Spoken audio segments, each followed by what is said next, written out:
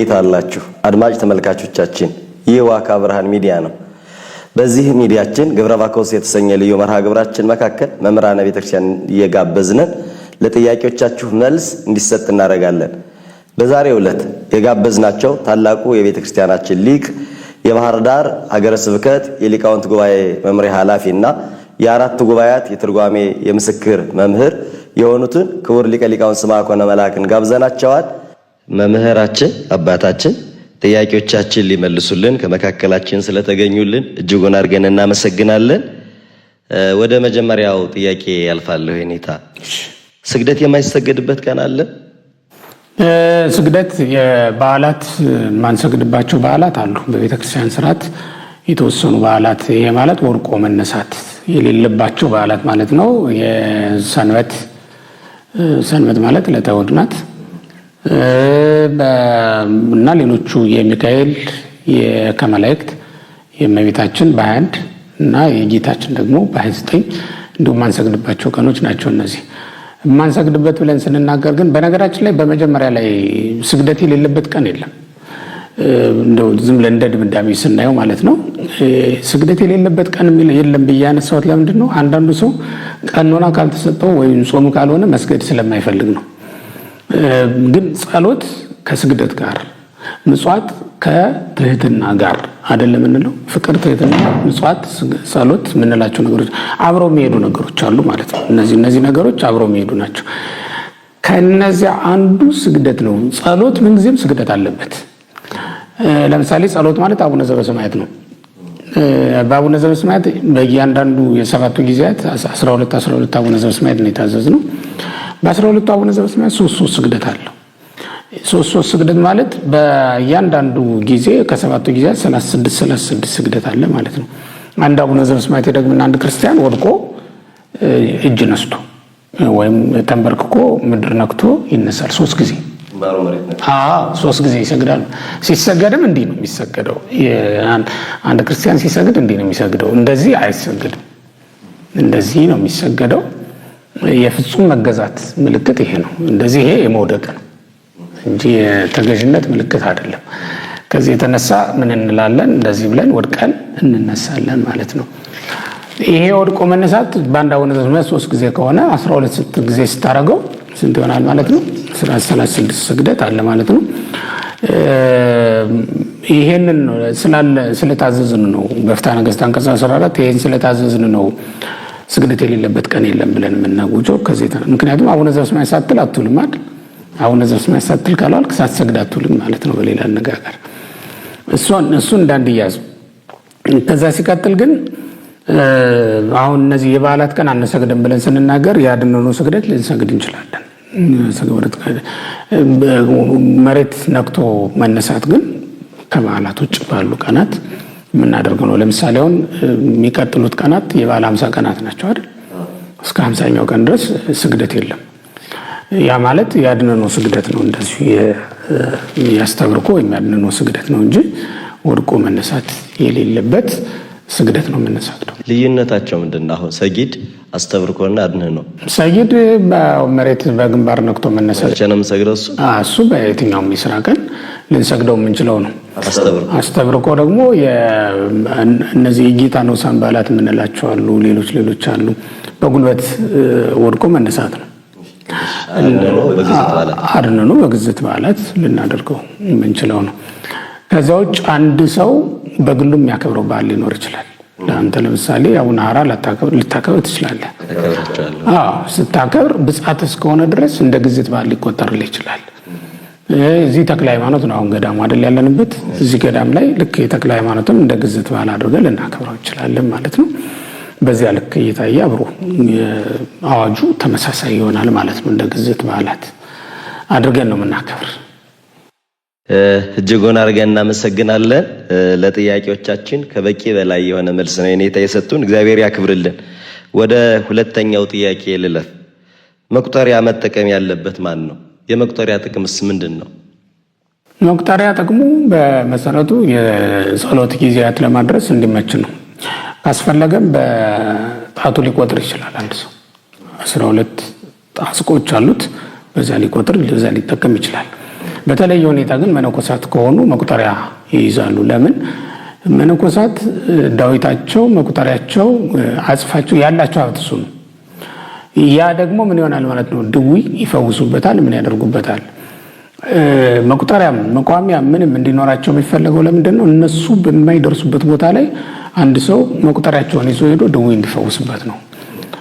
ለምሳሌ ኤልሳ ገያዝን የሱነማዊቷ ሴት መጽሐፈ ነገሥት 2ኛው ምዕራፍ 4 ላይ እንደምናነበው ሱነማዊቷ ሴት መጣ ልጅን አድንልኝ ስትለው ምንድን ነው ያደረገው? መቋሚያውን ሰጥቶ ሂድና አስነሳው ነው ያለው። ተመልከት፣ የአንድ መነኩሴ መቋሚያው፣ ጭራው፣ መቁጠሪያው ድዊ ለመፈወስ ሙት ለማንሳት ሊላክ ይችላል። እሱ አይሄድም። እሱ ባይሄድም ይሄ በደረሰበት ቦታ ሁሉ የነካው ነገር በሙሉ የሚገለገልበት ነገር በሙሉ አገልግሎት ስለሚሰጥ ነው እንጂ አሁን መቁጠሪያን የሚይዤ ልጸልይ እችላለሁ። መቁጠሪያ አድርገን እኛ የማንታየው ለምንድን ነው? አብዛኛውን ጊዜያችንን እንደ መነኮሳት በጸሎት አይደለም የምናሳልፈው። ለዚያ ነው።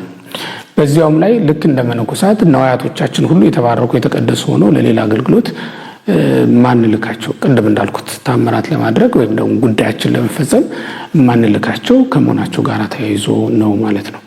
የመነኩሴ ነዋያት ይባላሉ ማለት ነው። ልክ የባለትዳር በቀለበቱ እንደሚታወቀው ሁሉ መነኩሴም በቆቡ እንዲሁም ደግሞ በክታቡ ወይም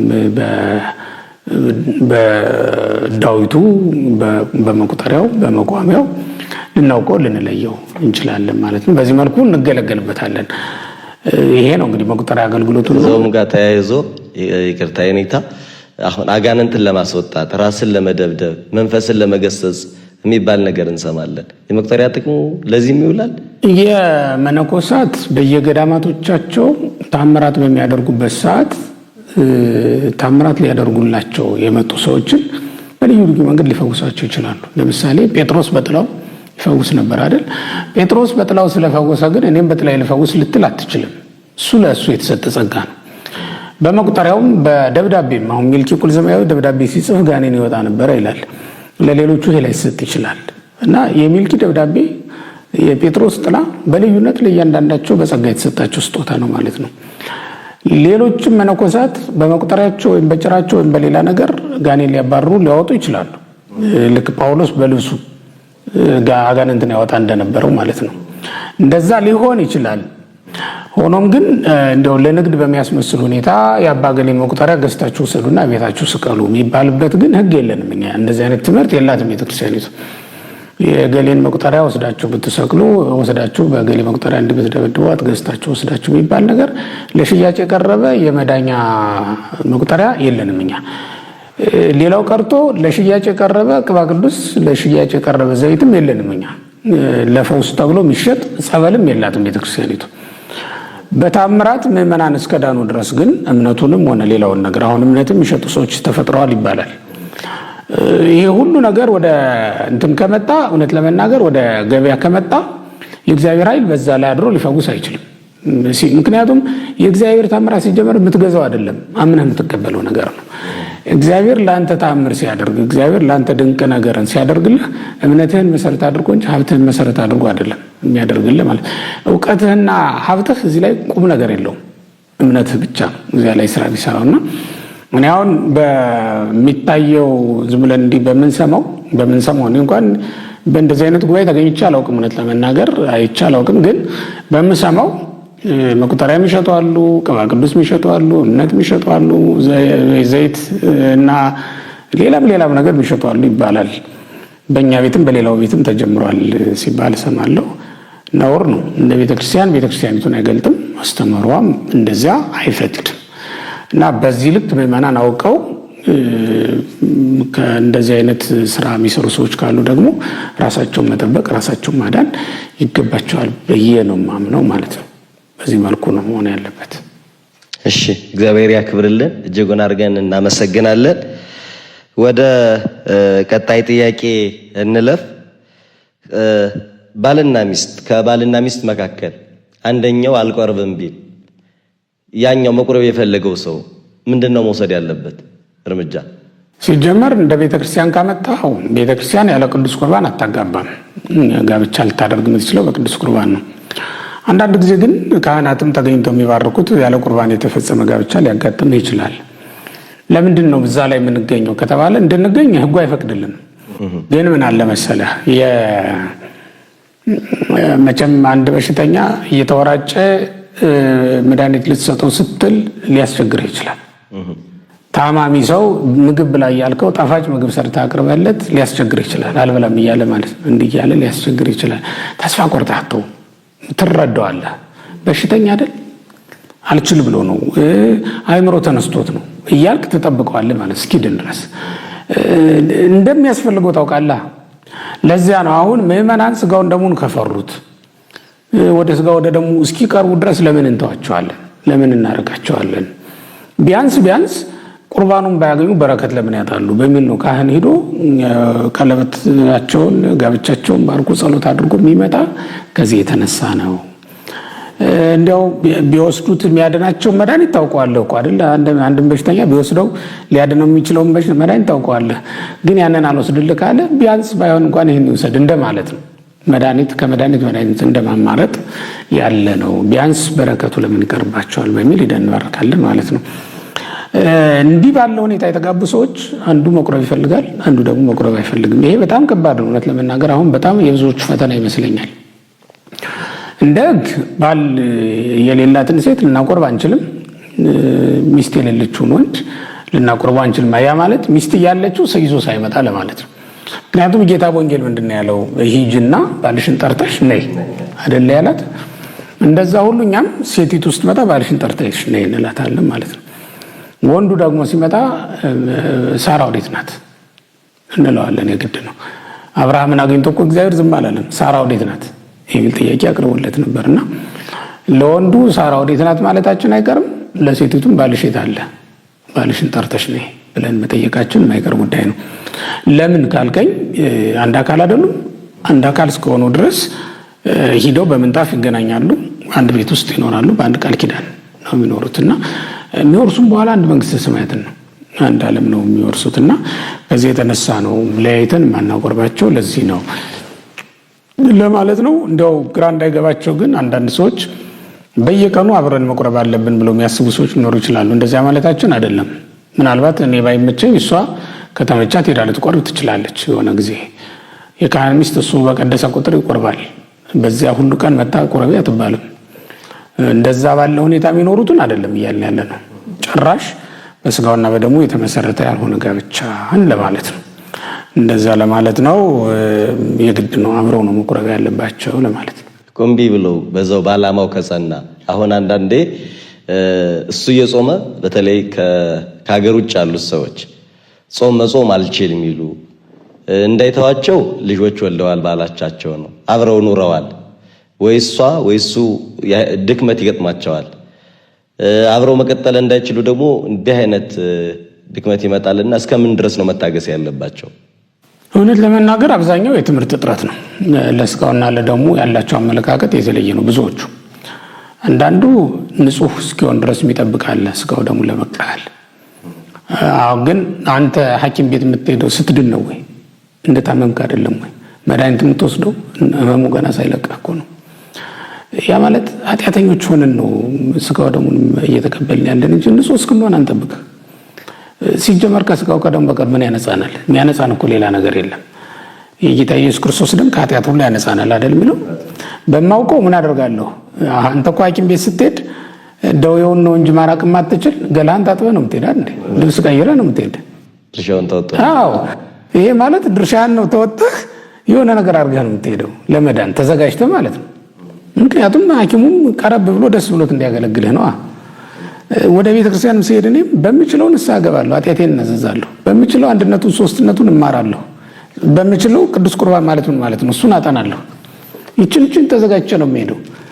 ከዛ ውጭ ግን ኃጢአቴን ከስሩ ነቅሎ ሊያጠፋል የሚችል ከክርስቶስ ስጋና ደም በቀር ሌላ እንደሌለ ደግሞ አውቃለሁ። ስለዚህም እምድንበት ስጋውና ደሙ ነው ብዬ ስለማምን ወደዛ ሄዳለሁ ማለት ነው። አሁን የትምህርት እጥረት ነው የምልህም ለዚህ ነው።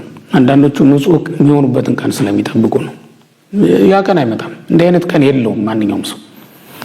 እንደዚህ አይነት ቀን እንዴት ልትደርስ ትችላለህ?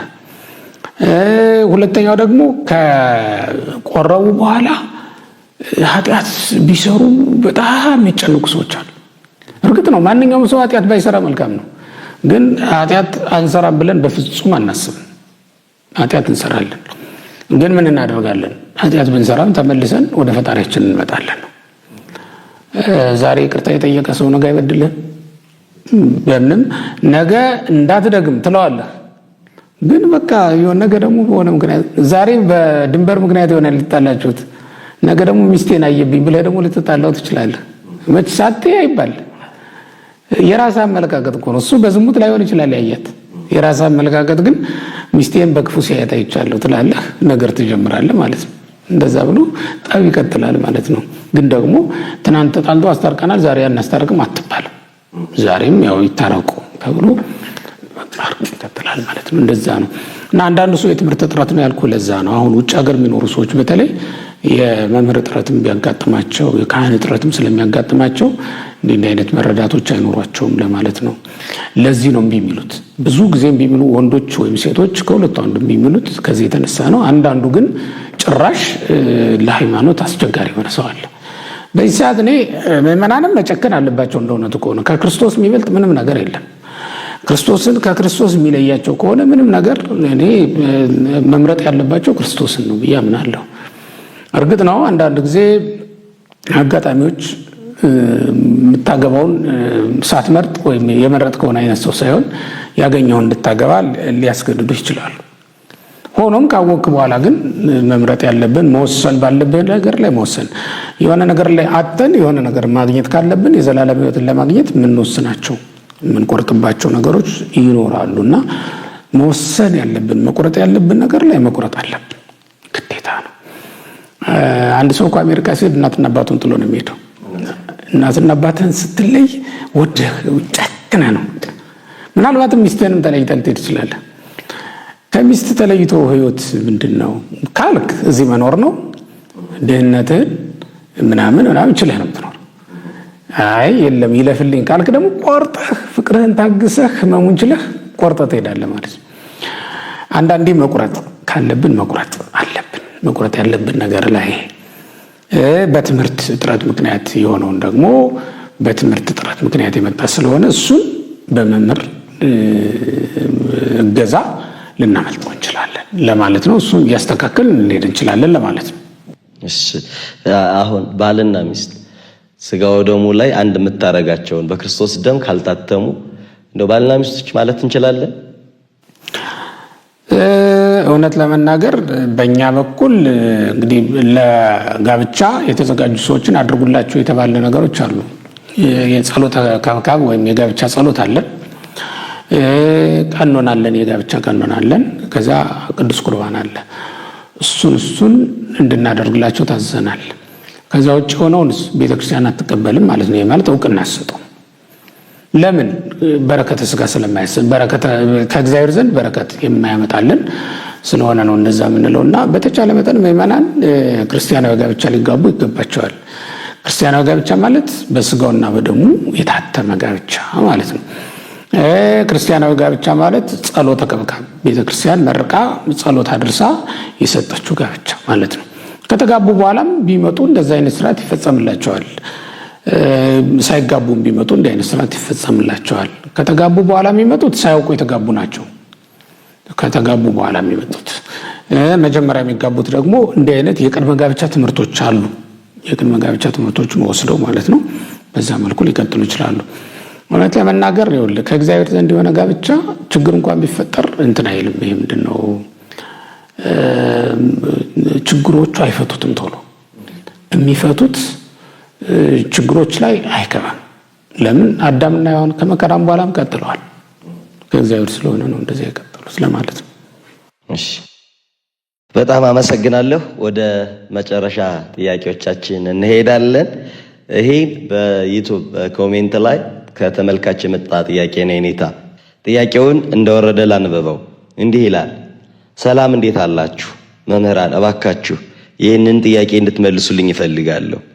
ንስሐ ስንገባና ሲሰጥ የሰውን ገንዘብ በልተው ያንን ገንዘብ ሳይመልሱ ንስሐ ገብተው ከእግዚአብሔር ጋር ታርቀዋል ተብለው ስጋና ደሙን የሚቀበሉ ሰዎች እንዴት ስንል ንስሐ ገብቷል ይባላል። ገንዘብ የተበላው ሰው ከራሱም ከእግዚአብሔርም ጋር ተጣልቶ ይኖራል። ንስሐ የሚሰጡ አባቶች ይሄ እንዴት ታዩታላችሁ? ስለዚህ የኔታ ጥያቄውን ሳቀነው ንስሐ የሰጠውን አባት እንደገና ንስሐ የገባውን ሰውና ገንዘብ ተበላ የተባለውን ሰው ምን ይመክሯቸዋል? ንስሐ በባህሪው ሁሉን መተው ነው። ወይም ንስሐ የገቢያ በዘቀዳሚ ግብር ነው። ወደ ቀደመ ስራ ተመልሶ ለመግባት ማለት ነው። ለቁርባን ደግሞ ምን እናውጃለን? የበደለውን ክሶ የቀማውን መልሶ፣ የተጣላ ታርቆ ከኃጢአት ርቆ ተጠብቆ እንላለን ማለት ነው። እንዲህ አይነት አዋጆች አይቀሩም በንስሐ ጊዜም በቁርባን ጊዜም ማለት ነው። እና አሁን በእንትኑ ይሄ ምንድነው ሌብነቱ ወይም ቀማኛነቱ በንስሐ ይወገድለታል። ኃጢአቱ በንስሐ ተወገደለት። ለመቁረብ ግን ካንተ ጋራ መታረቅ አለበት፣ ከኔ ጋራ መጥቶ መታረቅ አለበት። ለዚህም ነው እንኳን ለመቁረብ መባ ለማቅረብ ወይም ጸሎት ለማቅረብ ስትሄድ ይላል እኮ በማቴዎስ ወንጌል ምዕራፍ 5 ላይ አስቀድመህ ሄደህ ከወንድምህ ጋር ታረቅ፣ ከዚህ በኋላ ተመልሰህ መባህን ታቀርባለህ አይደለም የሚለው። ስለዚህ የመጀመሪያው ከኔ ጋር መታረቅ ከመቁረብ በፊት እና ትልቁ መባ ራስህን ለእግዚአብሔር መስዋዕት አድርገህ ማቅረብ ነው። እንደዛ ስለሆነ ይሄ ሰውዬ ቆረበ ብለን የምናምነው የምንይዘው መቼ ነው ከተባለ ከሰዎቹ ጋር መታረቅ ሲችል ነው ማለት ነው። እርግጥ ነው እኔ አሁን ሌባም ይሁን ማንም ይሁን መጥቶ ካህን በሆን ንስሐ ዘጠኝ ካለኝ ንስሐ ሰጠዋለሁ። ያ ማለት ከእግዚአብሔር ጋር አስታርቀዋለሁ ማለት ነው። ቀጥዬ ደግሞ የማደርገው ከሰዎቹ ጋር መታረቅ እንዲችል ማድረግ ነው። ግን ምን ይፈጠራል መሰለህ? ምናልባትም ከአንተ የቀማውን ገንዘብ ወስዶ ጠጥቶበት ጨርሶት ሊሆን ይችላል። እንደዚህ ከሆነ ይቅር በለው ነው የምልህ። እኔም አማላጅ ሆኜ ወደ አንተ እመጣለሁ፣ ሰውየውም ይቅር በለኝ ነው የሚልህ። የተበደለውን ሰው ግን አቅርቦ ግን ማስታረቅማ ግዴታ ነው። ይሄ ከማን ጋር ይያዛል መሰለህ? ሉቃስ 15 ላይ ያለው ይሄ የጠፋው ልጅ ቁጥር 11 ጀምሮ የሚገባው አለ አይደለ? ይህ ታሪክ አሁን የአባቱን ገንዘብ ተካፈለ፣ ወሰደ፣ ወአለቀ ሁሉ በምራት ነው የሚለው። ሲበላ ሲጠጣ ሲጨፍር የአባቱን ገንዘብ በሙሉ ጨረሰ። ሁሉም ከጨረሰ በኋላ ወደ ምን መጣ? ወደ አባቱ መጣ። አባቱ የጠየቀው ምንም ነገር የለም። ገንዘቤን የታደረስክ አላለውም። ገንዘቤን ካላመጣ አልቀበልምም አላለውም። ልጅ እንኳን መጣ፣ ሞተ፣ ይሄው አይ ታውለ ይሄው ተረከበ። ጠፋ ያልኩት ልጅ ተገኘ፣ ሞተ ያልኩት ልጅ ዳነ ብሎ ደስ ብሎ ተቀበለው። የበለጠ ሌላ ወጪ አወጣ። ፍሪዳ አረደ፣ ቀለበት አዘጋጀ፣ ድግስ ደገሰ፣ ምን አለ፣ ሌላ ወጪ እንደገና ወጣ ማለት ነው እንጂ እንትኑን ምንድነው ሰውየውን አልቀበልም አላለ። ስለዚህ ቤተክርስቲያን ይህን ሰው ትቀበለዋለች። ያም ሰው ራሱ ያ ገንዘቡን የተበላ ሰው ይቅርታ የማድረግ ገንዘቡን የመተው ግዴታ አለበት። ክርስቲያናዊ ግዴታ ካጠፋው፣ ከሌለው ካለው ግን ሊመልስለት ግዴታ ነው። እንደዛ አድርገን ነው የምናስታርቀው እና ወደ ቁርባን የምናቀርበው ከዚህ በኋላ ነው ማለት ነው። የወሰደውን ሳይመልስ ንስሐ ቢገባ ግን ሰው አስቀይሞ ሲጀመር ቁርባን የለም እኮ። በቁርባኑ በመጀመሪያ ላይ የሚታወጀው አዋጅ የተጣላችሁት ካለ ይቅር በሉ፣ የቀማችሁት ካለ መልሱ፣ የበደላችሁት ካለ ካሱ። እሱ ነው የመጀመሪያው አዋጅ ማለት ነው። እሱ የራሱ ጉዳይ ነው። ቢካለው ለቤተክርስቲያን ያሳውቃል። ቤተክርስቲያን እዛ ሰውዬ ላይ ትፈርዳለች፣ ይሄኛውን ግን ነጻ ታወጣለች ማለት ነው። እጅጉን አድርገን እናመሰግናለን የኔታ። በጣም የሚደንቅ መልስ ነው የሰጡን። እግዚአብሔር ያክብርልን። አድማጭ ተመልካቾቻችን የዛሬ መርሃ ግብራችን በዚህ ጨርሰናል። በቀጣይ በሌላ መርሃ ግብር እንገናኛለን። ለዛሬው እግዚአብሔር ይስጥልኝ። ወስብሐት ለእግዚአብሔር። እግዚአብሔር ይስጥልኝ።